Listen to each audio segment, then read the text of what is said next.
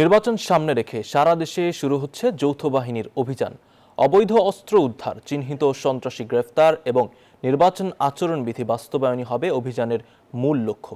রোববার কক্সবাজারে এক সভায় এসব তথ্য জানিয়েছেন নির্বাচন commissioner brigadier general Abul Fazal Mohammad Sanaullah. তিনি জানান, এ বিষয়ে রোববারই স্বরাষ্ট্র মন্ত্রণালয়ের পরিপত্র জারি হতে পারে। ত্রয়োদশ জাতীয় সংসদ নির্বাচনকে সামনে রেখে কক্সবাজার জেলা প্রশাসন রবিবার আয়োজন করে এই সভার।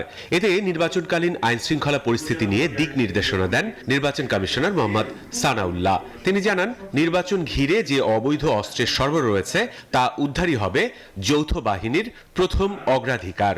এই নির্বাচন ভালো হতে হবে, সুষ্ঠু হতে হবে। স্বরাষ্ট্র মন্ত্রণালয় থেকে যৌথ বাহিনীর অভিযানের বিষয়ে একটি পরিপত্র জারি হতে পারে বলেও জানান তিনি।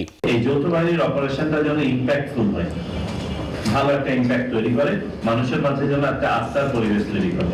এই নির্বাচন ভালো হতে হবে, সুষ্ঠু হতে হবে, গ্রহণযোগ্য হতে হবে, নিরপেক্ষ হতে হবে, নিরাপদ হতে হবে। রোহিঙ্গা ইস্যুতেও আইন শৃঙ্খলা বাহিনীকে বিশেষভাবে সতর্ক করেন নির্বাচন কমিশনার। বটে এবং কক্সবাজারে আমাদের রোহিঙ্গা সমস্যা আছে, উদ্বাস্তু সমস্যা। কক্সবাজারের এদিক দিয়ে আপনার অস্ত্র চোরাকারবারির ব্যাপার আছে, মাদকের ব্যাপার আছে, আমাদের সমুদ্র বাউন্ডারি আছে, সেখান দিয়ে অবৈধ চলাফেরার ব্যাপার স্যাপার আছে। এইগুলো যাতে কোনোটাই নির্বাচনকে ব্যাহত করতে না পারে, নির্বাচনকে ক্ষতিগ্রস্ত না করতে পারে, পরিবেশের যাতে কোনো ধরনের সমস্যা না হয়, সেই জন্য যা যা করণীয় সেগুলো করা হবে। নির্বাচনকে ঘিরে শান্তিপূর্ণ পরিবেশ নিশ্চিত করতে যৌথ বাহিনীর এই অভিযান গুরুত্বপূর্ণ ভূমিকা রাখবে বলে আশা সংশ্লিষ্টদের। Desk report, news 24।